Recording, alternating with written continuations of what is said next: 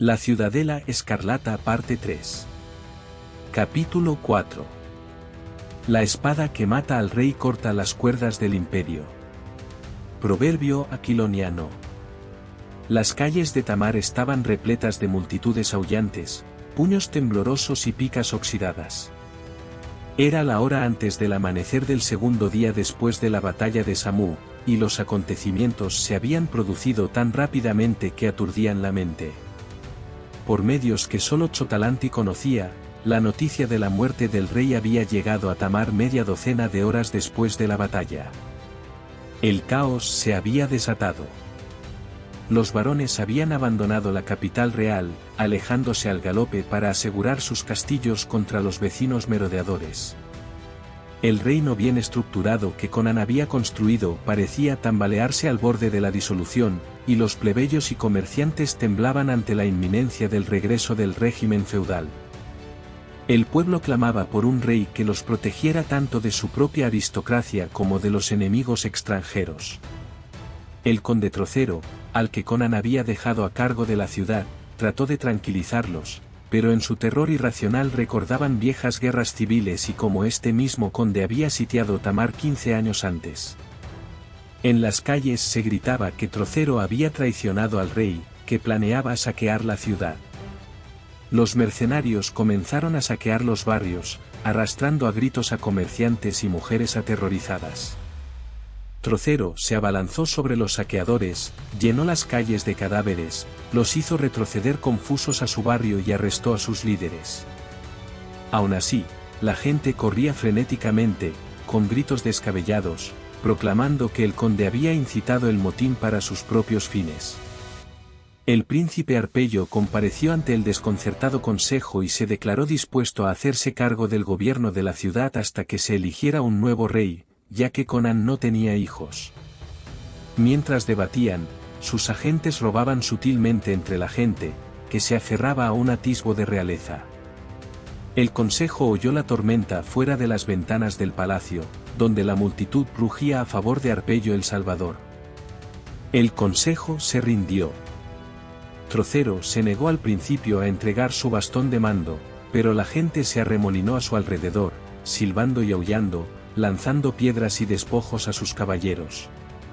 Al ver la inutilidad de una batalla campal en las calles con los siervos de Arpello, en tales condiciones, Trocero arrojó el bastón en la cara de su rival, ahorcó a los líderes de los mercenarios en la plaza del mercado como su último acto oficial, y salió cabalgando por la puerta sur a la cabeza de sus 1500 caballeros vestidos de acero. Las puertas se cerraron de golpe tras él y la suave máscara de Arpello se desprendió para revelar el rostro sombrío del lobo hambriento. Con los mercenarios despedazados u ocultos en sus barracones, los suyos eran los únicos soldados en Tamar. Montando su caballo de guerra en la gran plaza, Arpello se proclamó rey de Aquilonia, en medio del clamor de la multitud engañada. Publio el canciller, que se opuso a esta medida, fue encarcelado. Los comerciantes, que habían recibido con alivio la proclamación de un rey, descubrieron con consternación que el primer acto del nuevo monarca fue imponerles un impuesto asombroso. 6 ricos comerciantes, enviados como delegación de protesta, fueron capturados y sus cabezas cortadas sin contemplaciones. A esta ejecución le siguió un silencio de conmoción y asombro. Los mercaderes, enfrentados a un poder que no podían controlar con dinero, cayeron sobre sus barrigas y lamiendo las botas de su opresor.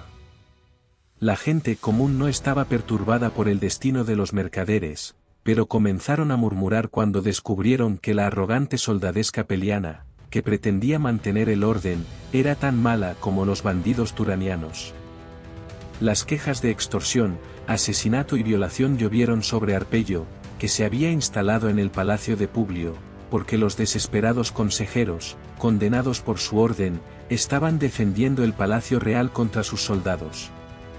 Sin embargo, se había apoderado del palacio de placer y las chicas de Conan fueron arrastradas a sus aposentos. La gente murmuraba al ver a las bellezas reales retorciéndose en las brutales manos de los criados acorazados, doncellas de ojos oscuros de Poitain, esbeltas mozas de cabello negro de Zamora, Cíngara y Hircania, Muchachas británicas con cabelleras amarillas despeinadas, todas llorando de miedo y vergüenza, no acostumbradas a la brutalidad. La noche cayó sobre una ciudad de desconcierto y confusión, y antes de medianoche se corrió la voz misteriosamente en la calle de que los cotianos habían seguido con su victoria y estaban golpeando las murallas de Shemer. Alguien en el misterioso servicio secreto de Tzota había balbuceado. El miedo sacudió a la gente como un terremoto, y ni siquiera se detuvieron a preguntarse por la brujería mediante la cual la noticia se había transmitido tan rápidamente. Irrumpieron en las puertas de Arpello, exigiéndole que marchara hacia el sur y obligara al enemigo a retroceder sobre el Tibor. Podría haber señalado sutilmente que su fuerza no era suficiente y que no podía reunir un ejército hasta que los varones reconocieran su derecho a la corona. Pero estaba ebrio de poder y se rió en sus caras. Un joven estudiante, Atemides, subió a una columna en el mercado, con palabras ardientes, acusó a Arpello de ser un lacayo de Estrabón, pintando una vívida imagen de la existencia bajo el dominio de Cotián, con Arpello como sátrapa. Antes de que terminara, la multitud gritaba de miedo y aullaba de rabia. Arpello envió a sus soldados a arrestar al joven, pero la gente lo alcanzó y huyó con él, inundando a los criados que lo perseguían con piedras y gatos muertos. Una descarga de flechas de ballesta puso en fuga a la multitud, y una carga de jinetes llenó el mercado de cadáveres, pero Atemides fue sacado de contrabando de la ciudad para suplicar a Trocero que retomara Tamar y marchara en ayuda de Shemer. Atemides encontró a Trocero rompiendo su campamento fuera de las murallas, listo para marchar hacia Poitain, en el extremo suroeste del reino. A las súplicas urgentes del joven, respondió que no tenía la fuerza necesaria para asaltar Tamar, ni siquiera con la ayuda de la multitud que había dentro, ni para enfrentarse a Estrabonus. Además, los nobles avariciosos saquearían Poitain a sus espaldas, mientras él luchaba contra los cotianos.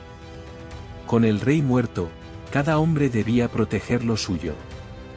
Cabalgaba hacia Poitain, para defenderla lo mejor que pudiera contra Arpello y sus aliados extranjeros. Mientras Atemides suplicaba a Trocero, la multitud seguía delirando en la ciudad con furia impotente.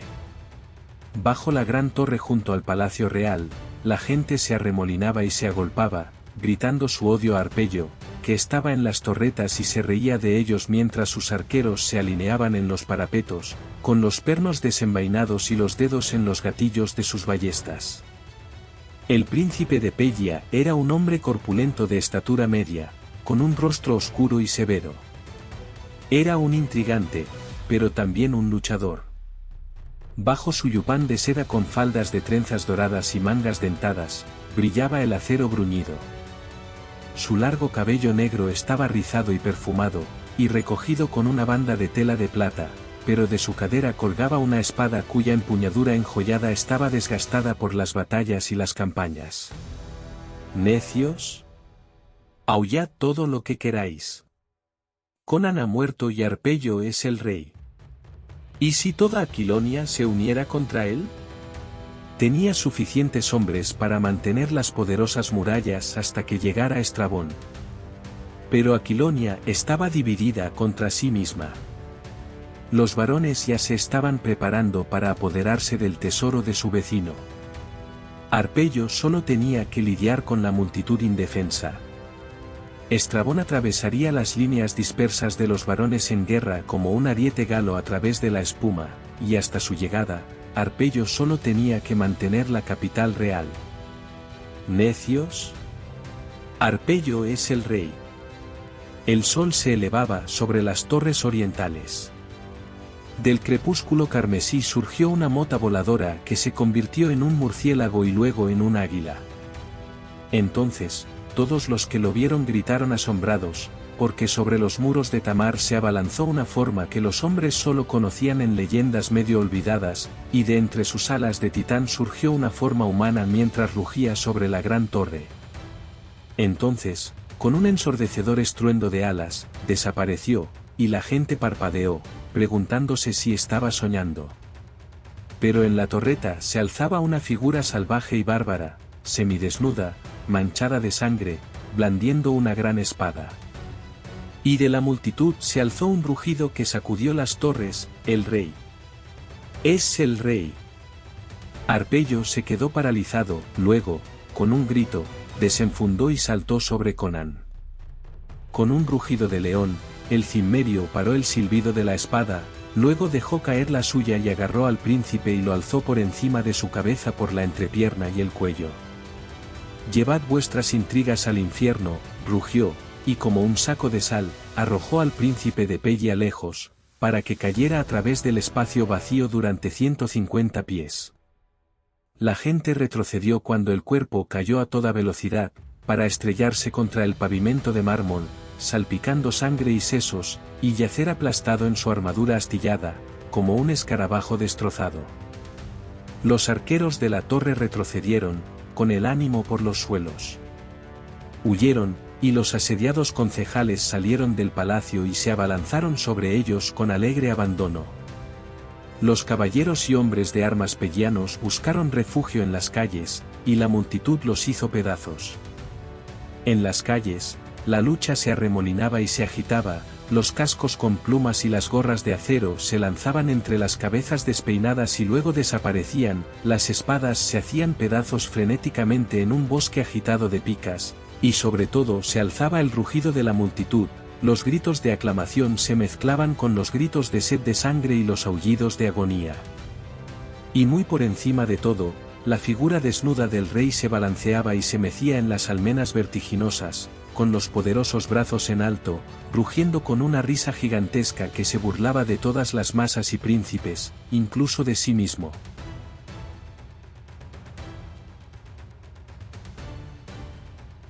Capítulo 5. Un arco largo y un arco fuerte, y que oscurezca el cielo. La cuerda en la culata, la flecha en la oreja y el rey de Kaz como blanco. Canción de los arqueros bosonianos.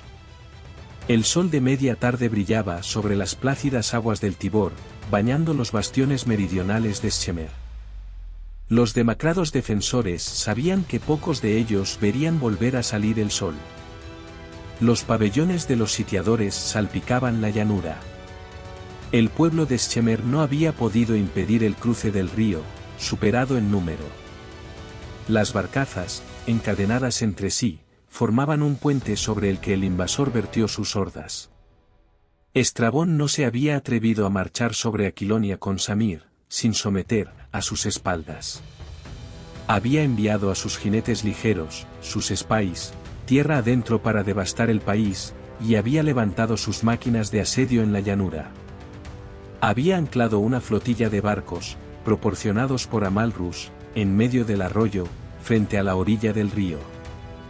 Algunas de estas embarcaciones habían sido hundidas por piedras de las balistas de la ciudad, que atravesaron sus cubiertas y arrancaron sus tablones, pero el resto se mantuvo en su lugar y desde sus proas y cabezas de mástil, protegidos por mandets, los arqueros rastrillaron las torretas que daban al río. Estos eran semitas, nacidos con arcos en sus manos, inigualables por los arqueros aquilonios. En el lado que daba a tierra, los mangones hacían llover rocas y troncos entre los defensores, rompiendo techos y aplastando a los humanos como escarabajos, los arietes golpeaban incesantemente las piedras, los zapadores se enterraban como topos en la tierra, hundiendo sus minas bajo las torres. El foso había sido represado en el extremo superior, y vaciado de su agua, había sido rellenado con rocas, tierra y caballos y hombres muertos.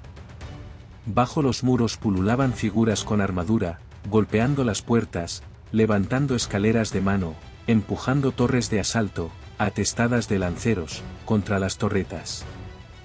La esperanza se había abandonado en la ciudad, donde apenas 1500 hombres resistían a 40.000 guerreros. No había llegado ninguna noticia del reino del que la ciudad era puesto de avanzada. Conan estaba muerto, gritaban exultantes los invasores. Solo las fuertes murallas y el valor desesperado de los defensores los habían mantenido a raya durante tanto tiempo, y eso no podía ser suficiente para siempre. La muralla occidental era una masa de escombros con la que los defensores tropezaban en el cuerpo a cuerpo con los invasores. Las otras murallas se estaban doblando por las minas que había debajo de ellas, y las torres se inclinaban como borrachos. Ahora los atacantes se estaban concentrando para un asalto. Sonaron los olifantes, las filas de acero se alinearon en la llanura. Las torres de asalto, cubiertas con pieles de toro en bruto, avanzaron con estruendo. Los habitantes de Shemmer vieron las banderas de Kaz y Ofer, ondeando una junto a la otra, en el centro, y distinguieron, entre sus relucientes caballeros, la esbelta y letal figura de la Malrus con cota de malla dorada y la corpulenta figura con armadura negra de Estrabón. Y entre ellos había una figura que hacía estremecer de horror a los más valientes, una figura de buitre delgado con una túnica vaporosa. Los piqueros avanzaron, fluyendo sobre el suelo como las brillantes olas de un río de acero fundido, los caballeros galoparon hacia adelante, con las lanzas levantadas y los estandartes ondeando. Los guerreros en las murallas respiraron hondo, encomendaron sus almas a Mitra y empuñaron sus armas melladas y manchadas de rojo. Entonces, sin previo aviso, una llamada de corneta cortó el estruendo. Un tambor de cascos se elevó por encima del estruendo de la hueste que se acercaba. Al norte de la llanura por la que se movía el ejército, se elevaban cadenas de colinas bajas, que se elevaban hacia el norte y el oeste como gigantescas escaleras. Ahora, desde estas colinas, como espuma soplada antes de una tormenta, salían disparados los Spies que habían estado devastando el campo, cabalgando a baja altura y espoleando con fuerza, y detrás de ellos el sol brillaba sobre las filas en movimiento de acero. Salieron a plena vista, saliendo de los desfiladeros, jinetes con armadura, el gran estandarte del león de Aquilonia flotando sobre ellos. Desde las torres, los observadores electrizados lanzaron un gran grito que rasgó los cielos. En éxtasis, los guerreros chocaron sus espadas melladas contra sus escudos rotos, y la gente de la ciudad, mendigos harapientos y ricos mercaderes, rameras con faldas rojas y damas con sedas y satén, cayeron de rodillas y clamaron de alegría a Mitra, con lágrimas de gratitud corriendo por sus rostros. Estrabón, gritando órdenes frenéticamente, con Arbanus, que daría la vuelta a las pesadas líneas para enfrentarse a esta amenaza inesperada, gruñó: todavía los superamos en número, a menos que tengan reservas escondidas en las colinas. Los hombres en las torres de batalla pueden enmascarar cualquier salida de la ciudad. Estos son poitanos, deberíamos haber imaginado que Trocero intentaría una galantería tan loca. Amalrus gritó incrédulo. Veo a Trocero y a su capitán Próspero, pero ¿quién cabalga entre ellos? ¿Istver nos libre? Gritó Estrabonus, palideciendo. Es el rey Conan. ¿Estás loco? Chilló Chota, sacudiéndose convulsivamente. Conan ha estado en el vientre de Sata durante días. Se detuvo en seco, mirando fijamente al ejército que descendía, fila por fila, hacia la llanura. No podía confundir la gigantesca figura vestida de negro, con armadura dorada, montada sobre el gran semental negro, cabalgando bajo los ondulantes pliegues de seda de la gran bandera.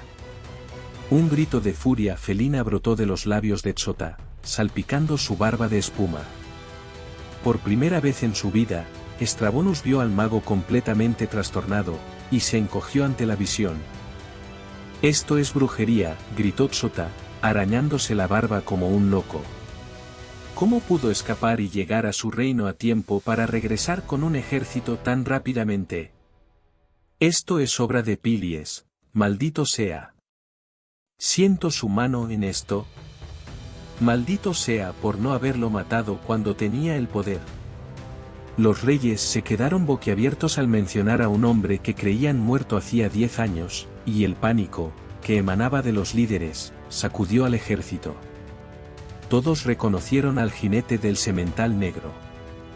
Chota sintió el temor supersticioso de sus hombres, y la furia hizo que su rostro se convirtiera en una máscara infernal. «Golpead al blanco», gritó, blandiendo sus delgados brazos como un loco. «Seguimos siendo los más fuertes. Cargad y aplastad a estos perros». Esta noche aún festejaremos en las ruinas de Shemer. Oh, Set, levantó las manos e invocó al dios serpiente ante el horror de Estrabonus, concédenos la victoria y te juro que te ofreceré 500 vírgenes de Shemer, retorciéndose en su sangre. Mientras tanto, el ejército enemigo había desembocado en la llanura. Con los caballeros llegó lo que parecía un segundo ejército irregular montado en ponis resistentes y veloces. Estos desmontaron y formaron sus filas a pie, impasibles arqueros bosnios y agudos piqueros de Gunderland, con sus melenas rojizas ondeando bajo sus gorros de acero. Era un ejército heterogéneo el que Conan había reunido en las horas salvajes que siguieron a su regreso a la capital. Había alejado a golpes a la multitud furiosa de los soldados pellanos que custodiaban las murallas exteriores de Tamar y los había reclutado para su servicio. Había enviado a un jinete veloz tras Trocero para traerlo de vuelta. Con ellos como núcleo de un ejército, había corrido hacia el sur, recorriendo el campo en busca de reclutas y monturas. Los nobles de Tamar y de los alrededores habían aumentado sus fuerzas, y había reclutado a gente de todas las aldeas y castillos que encontraba a lo largo de su camino. Sin embargo, la fuerza que había reunido para enfrentarse a las huestes invasoras no era más que una fuerza miserable, aunque de la calidad del acero templado. Le seguían 1900 jinetes acorazados, la mayor parte de los cuales eran caballeros poitanos.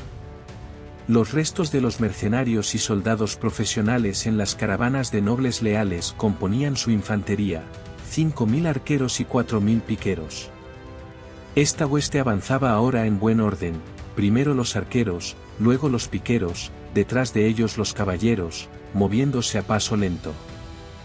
Frente a ellos, Arbanus ordenó sus líneas, y el ejército aliado avanzó como un brillante océano de acero.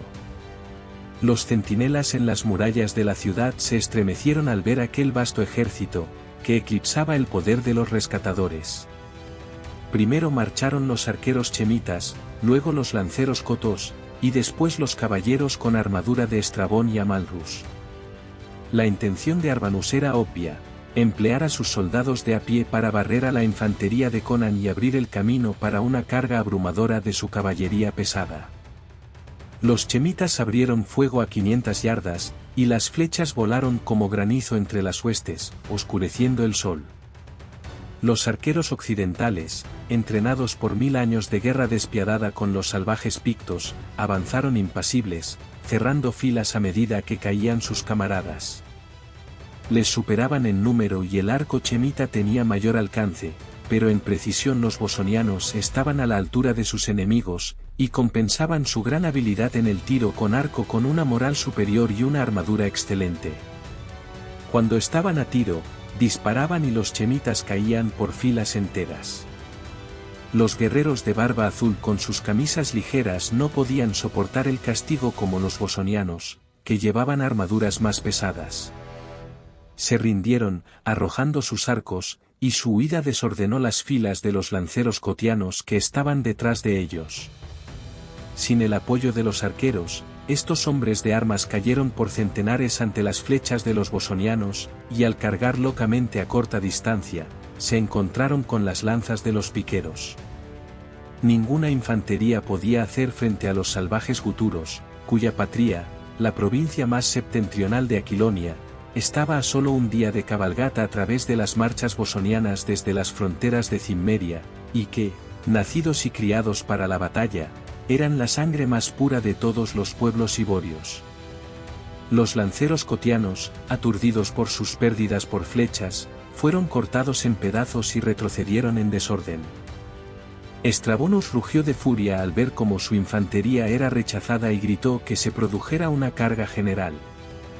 Arbanus puso reparos, señalando que los bosonianos se estaban reagrupando en buen orden ante los caballeros aquilonianos, que habían mantenido inmóviles a sus corceles durante el combate cuerpo a cuerpo. El general aconsejó una retirada temporal, para sacar a los caballeros occidentales de la cobertura de los arcos, pero Estrabón estaba furioso. Miró las largas y relucientes filas de sus caballeros, fulminó con la mirada al puñado de figuras con armadura que tenía enfrente y ordenó a Arbán que diera la orden de cargar. El general encomendó su alma a Istr y tocó el olifante de oro.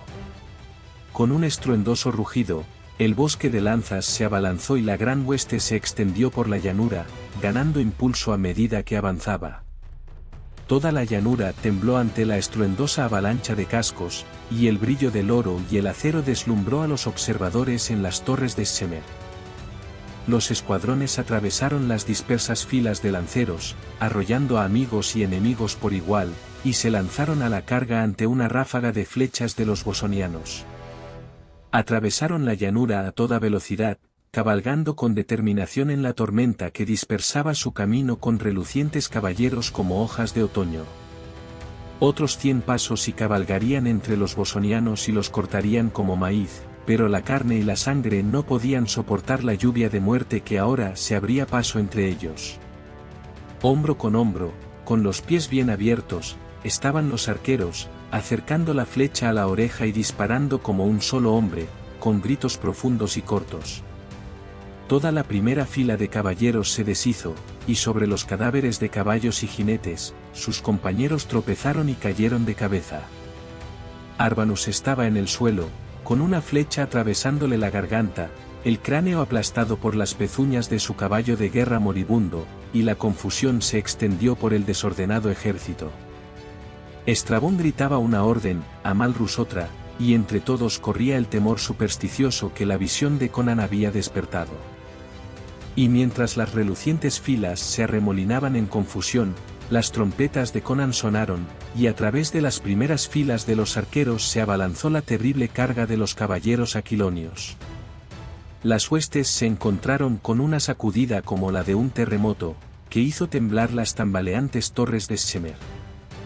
Los desorganizados escuadrones de los invasores no pudieron resistir la sólida cuña de acero, erizada de lanzas, que se precipitó como un rayo contra ellos. Las largas lanzas de los atacantes hicieron añicos sus filas, y en el corazón de su hueste cabalgaron los caballeros de Poitain, blandiendo sus terribles espadas a 2 manos. El choque y el estruendo del acero eran como el de 1.000.000 de trineos sobre otros tantos yunques. Los observadores en las murallas quedaron atónitos y ensordecidos por el estruendo mientras se agarraban a las almenas y observaban el remolino de acero girar y arremolinarse, donde las plumas se agitaban en lo alto entre las espadas relampagueantes, y los estandartes se inclinaban y se tambaleaban. Amalrus cayó, muriendo bajo las pisadas de los cascos, con el hueso del hombro partido en 2 por la espada de 2 manos de Próspero. El número de invasores había engullido a los 1900 caballeros de Conan, pero en torno a esta cuña compacta, que se adentraba cada vez más en la formación más dispersa de sus enemigos, los caballeros de Kaz y Ofer giraban y golpeaban en vano. No podían romper la cuña. Los arqueros y piqueros, tras deshacerse de la infantería cotiana que se dispersó huyendo por la llanura, llegaron a los límites de la batalla, disparando flechas a quemarropa, corriendo para cortar los lomos y las barrigas de los caballos con sus cuchillos, y lanzándose hacia arriba para escupir a los jinetes con sus largas picas. En la punta de la cuña de acero, Conan rugió su grito de guerra pagano y blandió su gran espada en brillantes arcos que hicieron trizas la burgoneta de acero o el abergeón de malla. Cabalgó directamente a través de una estruendosa masa de enemigos, y los caballeros de Kaz se abalanzaron tras él, separándolo de sus guerreros. Como un rayo, Conan atacó, abriéndose paso entre las filas con pura fuerza y velocidad, hasta llegar a Estrabón, lívido entre sus tropas palaciegas. Ahora la batalla pendía de un hilo, pues con su superioridad numérica, Estrabón aún tenía la oportunidad de arrancar la victoria de las rodillas de los dioses. Pero gritó cuando vio a su archienemigo al alcance de la mano por fin, y arremetió salvajemente con su hacha. Esta golpeó el casco de Conan, haciendo chispas, y el cimmerio se tambaleó y contraatacó. La hoja de 1,5 metros aplastó el yelmo y el cráneo de Estrabonus, y el corcel del rey se encabritó gritando, arrojando un cadáver inerte y tendido de la silla de montar. Un gran grito se elevó desde el ejército, que vaciló y retrocedió. Trocero y sus tropas de la casa, golpeando desesperadamente, se abrieron camino hasta el lado de Conan, y la gran bandera de Kaz cayó. Entonces, detrás de los aturdidos y golpeados invasores, se alzó un clamor poderoso y el resplandor de una gran conflagración. Los defensores de Shemer habían hecho una salida desesperada, abatiendo a los hombres que cubrían las puertas, y se enfurecían entre las tiendas de los sitiadores, abatiendo a los seguidores del campamento, quemando los pabellones y destruyendo las máquinas de asedio. Fue la gota que colmó el vaso. El reluciente ejército se deshizo en la huida, y los furiosos conquistadores los abatieron mientras corrían.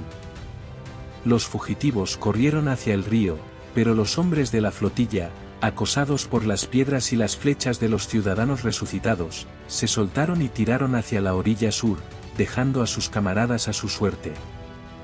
De estos, muchos llegaron a la orilla, corriendo a través de las barcazas que servían de puente, hasta que los hombres de Shemer cortaron estas a la deriva y las separaron de la orilla. Entonces la lucha se convirtió en una masacre. Empujados al río para ahogarse en sus armaduras, o acuchillados a lo largo de la orilla, los invasores perecieron por miles. No habían prometido piedad, no la recibieron. Desde el pie de las colinas bajas hasta las orillas del Tibor, la llanura estaba llena de cadáveres, y el río, cuya marea se tiñó de rojo, flotaba lleno de muertos. De los 1900 caballeros que habían cabalgado hacia el sur con Conan, apenas 500 vivieron para presumir de sus cicatrices, y la matanza entre los arqueros y piqueros fue espantosa. Pero el gran y brillante ejército de Estrabón y Amalro fue aniquilado, y los que huyeron fueron menos que los que murieron. Mientras la matanza continuaba a lo largo del río, el acto final de un sombrío drama se desarrollaba en la pradera más allá.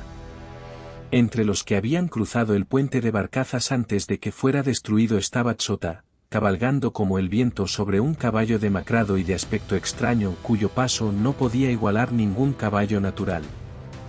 Cabalgando despiadadamente contra amigos y enemigos, llegó a la orilla sur, y entonces una mirada hacia atrás le mostró una figura sombría en un gran semental negro que lo perseguía.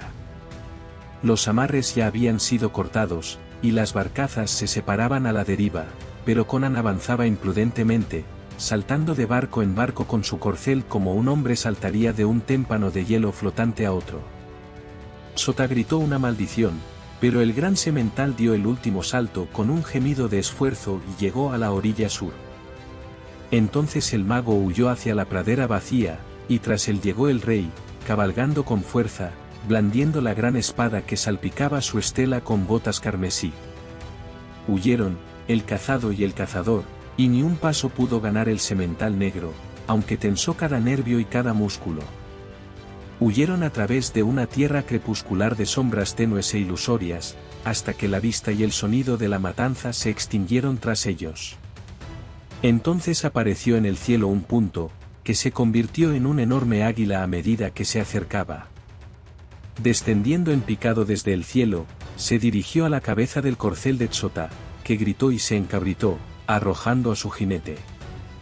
El viejo Txota se levantó y se enfrentó a su perseguidor, sus ojos eran los de una serpiente enloquecida, su rostro una máscara inhumana. En cada mano sostenía algo que brillaba, y Conan sabía que sostenía la muerte. El rey desmontó y se dirigió hacia su enemigo, su armadura haciendo ruido, su gran espada agarrada en alto. «Nos volvemos a encontrar, mago», sonrió salvajemente. «Apártate», gritó Txota como un chacal enloquecido por la sangre.